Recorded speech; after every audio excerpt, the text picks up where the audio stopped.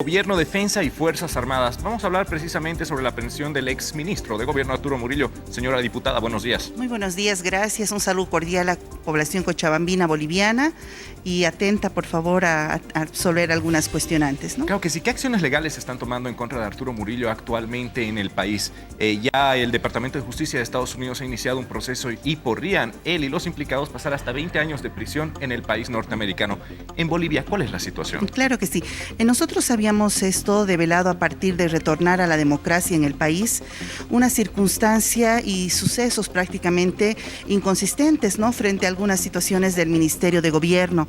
Es por eso que en fecha 12 de mayo nosotros presentamos una petición de informe escrito en el cual arribamos una serie de preguntas al ministro de Gobierno frente, por ejemplo, al rol del Ministerio de Gobierno y la Policía Boliviana, que habrían participado de un proceso de contratación de material disuasivo no letal y agentes químicos, y también saber si es que existe en su despacho algunos sumarios administrativos internos al personal del Ministerio de Gobierno con esta referencia. Es decir, nosotros como legisladores hemos estado haciendo una serie de seguimientos que ya después nos enteramos de evidentemente la aprehensión de justamente el ex jefe de gabinete del Ministerio de Gobierno, el cuñado de Arturo Murillo, por una situación de investigación internacional, y no lo dice el país ni tampoco, por supuesto, ningún partido, ningún color, sino que existe un tema de corrupción extranjera en la división criminal y los cargos justamente, ¿no? Estamos hablando de soborno, lavado de dinero,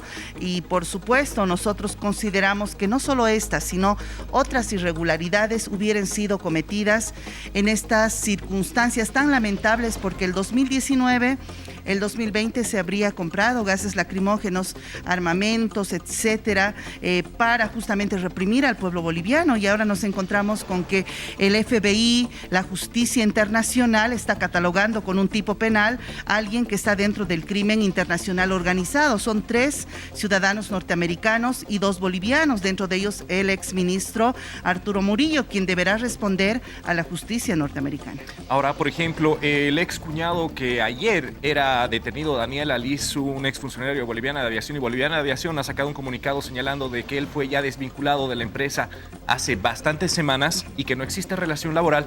Él era detenido y se mostraban imágenes también de él ingresando a una entidad financiera para retirar dinero con una mochila de cajas fuertes. Hay 4 cajas fuertes según la información que se tiene. Así es, también la viceministra de Transparencia Institucional y Lucha contra la Corrupción, Susana Ríos, manifestaba que se tiene que aplicar la normativa en el país porque hay un delito también, bueno, varios delitos en Bolivia, dentro de ellos el tema, por ejemplo, de tráfico de influencias, el tema de aparente, en realidad, corrupción también, y la ley 004 en ese sentido es implacable, ¿no? Transparencia Institucional, Lucha contra la Corrupción, las MAES, que son las máximas autoridades administrativas en carteras de definición de un Estado, en este caso los ministerios, tienen pues la dependencia de la 1178. ¿Qué quiere decir? Que son responsables por los actos que se cometieren, son pasibles de responsabilidad ejecutiva, pero no eximiendo la responsabilidad civil y penal, y también la reparación de daños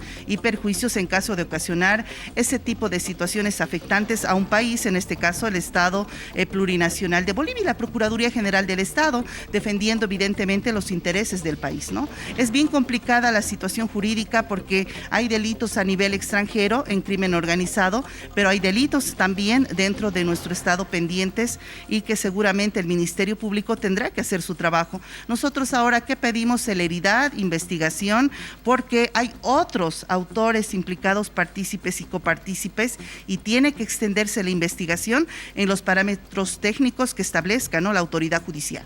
Señora diputada, ¿y qué sucede con el ex ministro de Defensa, Fernando López?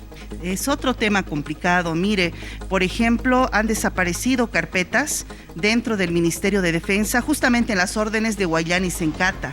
Se está investigando. El actual ministro de Defensa, el doctor Edmundo Novillo, ha sido tácito al manifestar de que ha habido inclusive la desaparición de algunos discos duros donde había alguna información importante que nos permitieran esclarecer las masacres de Sencata de Guayana y justamente las carpetas donde habían ciertas órdenes del ex ministro López estuvieran en esa situación. Nosotros ya hemos tomado las previsiones fiscalizadoras, hemos presentado una petición de informe escrito y también, por ejemplo, en la compra de indumentaria, de botas para los militares, se ha destinado millones para la compra, se ha hecho pues la salida del monto y no hay nada de este material. Entonces, evidentemente también hablamos de hechos de corrupción de altas autoridades en el Ministerio de Defensa. Bueno, vamos a estar atentos a qué es lo que va a suceder. Señora diputada, cambiando el rumbo de la información y cerrando este capítulo para entrar en otro, hoy es Día de la Madre y se están preparando distintas actividades. Así es, nosotros estamos en esta ocasión extendiendo nuestro brazo de solidaridad al penal de San Sebastián Mujeres en Cochabamba, justamente con el senador Andrónico Rodríguez, mi persona y la diputada Estefanía Morales, la jefa de bancada nacional del Movimiento al Socialismo. Creemos que las madres privadas de libertad tendrían también como ser, como es un sector vulnerable, de alguna manera ser asistidas. Vamos a llevar víveres, frazaditas, cocinitas, que les van a servir a ellas bastante para lidiar la situación complicada, ¿no?, que están atravesando.